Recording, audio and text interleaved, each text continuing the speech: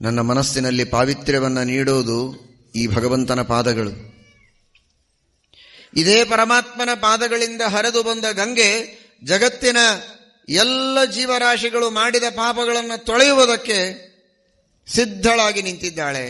ಯಾವ ಗಂಗೆಯಲ್ಲಿ ಸ್ನಾನ ಮಾಡಿದರೆ, ಗಂಗೆಯ ಸ್ಮರಣೆ ಮಾಡಿದರೆ ಪಾಪಗಳ ಪರಿಹಾರವಾಗ್ತದೆ.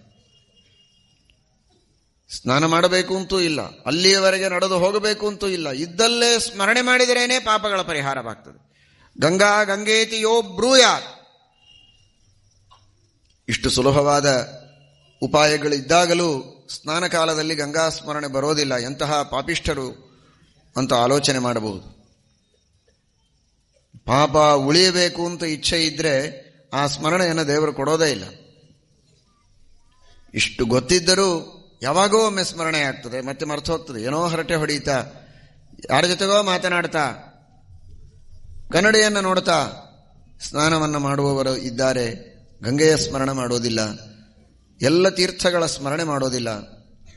ಸಹಜವಾಗಿ ಒಂದು ಭಕ್ತಿಯಿಂದ ಶ್ಲೋಕವನ್ನು ಹೇಳಿದರೆ ಆ ಗಂಗಾದೇವಿ, ಗಂಗಾ, ಸಿಂಧು, ಸರಸ್ವತಿ, ಯಮುನಾ ಎಲ್ಲ ತೀರ್ಥಗಳಲ್ಲಿ, ನದಿಗಳಲ್ಲಿ, ಸಮುದ್ರಗಳಲ್ಲಿ ಅಂತರ್ಯಾಮಿಯಾದ ಭಗವಂತನ ಸ್ಮರಣೆಯನ್ನು ಮಾಡಿ ಸ್ನಾನವನ್ನು ಮಾಡಿದರೆ ಅದೊಂದು ಅಭಿಷೇಕವಾಗ್ತದೆ. ಚಲಪ್ರತಿಮೆಗೆ ಮಾಡಿಕೊಳ್ಳುವ ಅಭಿಷೇಕ ಎಂಬ ಅನುಸಂಧಾನದಿಂದ ಪುಣ್ಯ ಬರ್ತದೆ. ತೀರ್ಥ ತೆಗೆದುಕೊಳ್ಳಬೇಕು ಅಂತ ಅರ್ಥ ಅಲ್ಲ, ತಾನೇ ಸ್ನಾನ ಮಾಡಿದ ನೀರನ್ನು. ಆದರೆ ಅಷ್ಟು ಪವಿತ್ರವಾದಂತಹ ಅನುಸಂಧಾನ ಮನಸ್ಸಿನೊಳಗಿದ್ರೆ ಪುಣ್ಯ ಬರ್ತದೆ. ಒಳಗೆ ಅಂತರ್ಯಾಮಿಯಾದ ಭಗವಂತ ಇದ್ದಾನೆ, ಅವನಿಗೆ ಇದು ಅಭಿಷೇಕ. ಗಂಗಾದಿ ಜಲಗಳಿಂದ ನಾವು ಮಾಡ್ತಾ ಇದ್ದೇವೆ ಅಂತ ಮಾಡೋ ಸ್ನಾನವನ್ನೇ ಅಭಿಷೇಕ ಅಂತ ಭಾವಿಸಬಹುದು. ಅಂತಹ ಭಗವಂತನ ಪಾದೋದಕ ಯಾವ ಗಂಗೆಯ ಸ್ಮರಣೆ ಮಾಡಿದರೆ ಸಕಲ ಪಾಪಗಳ ಪರಿಹಾರವಾಗ್ತದೆ.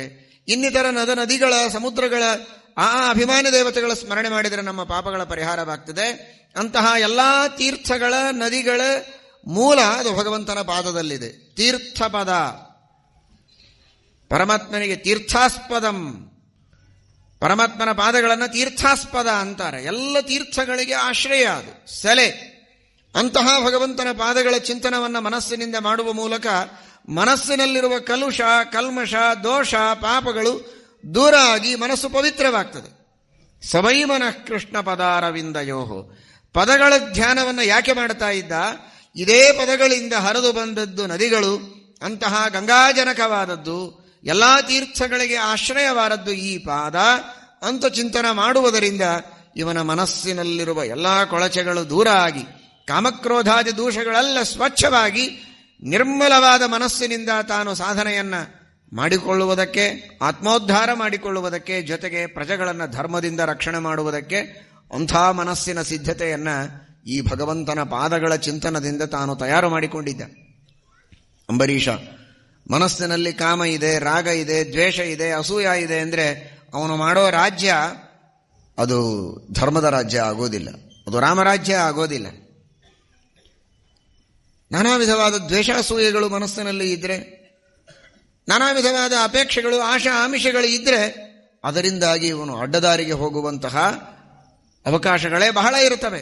ಅಂತಹ ಪ್ರಸಂಗಗಳು ಬರದೇ ಇರೋ ಹಾಗೆ ಮನಸ್ಸು ನಿರ್ಮಲವಾಗಬೇಕಾದರೆ ಮನಸ್ಸಿನಲ್ಲಿರುವ ಈ ದೋಷಗಳು ತೊಳೆಯಬೇಕು. ದೋಷಗಳನ್ನು ತೊಳೆಯುವುದಕ್ಕೆ, ಅಂತಃಕರಣದ ಮನಸ್ಸಿನ ನಿರ್ಮಲತೆಗೆ ಕಾರಣವಾದದ್ದು ಈ ಪವಿತ್ರವಾದ ತೀರ್ಥಗಳ ಸ್ನಾನ. ಅಖಂಡವಾಗಿ ಪವಿತ್ರವಾದ ತೀರ್ಥಗಳಲ್ಲಿಯೇ ಮುಳುಗಿರಲಿಕ್ಕೆ ಸಾಧ್ಯ ಇಲ್ಲ.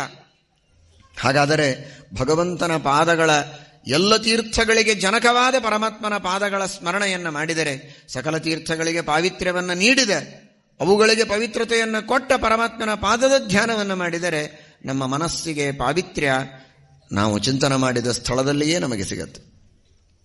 ಈ ಒಂದು ನಿರ್ಮಲವಾದ ಮನಸ್ಸಿನ ಪಾಪಗಳನ್ನು ಕಳೆದುಕೊಳ್ಳುವ ಒಂದು ಉದ್ದೇಶದಿಂದ ಮನಸ್ಸನ್ನು ಭಗವಂತನ ಪಾದಗಳ ಧ್ಯಾನಕ್ಕೆ ಮೀಸಲಾಗಿಟ್ಟಿದ್ದ. ಜೊತೆಗೆ ಇದೇ ಪರಮಾತ್ಮನ ಪಾದಗಳಿಂದ ತಾನು ಸಮಗ್ರವಾದ ಭೂಮಿಯನ್ನು ಆಳುವ ಶಕ್ತಿಯನ್ನು ಪಡೆದುಕೊಳ್ಳಬೇಕಾಗಿದೆ.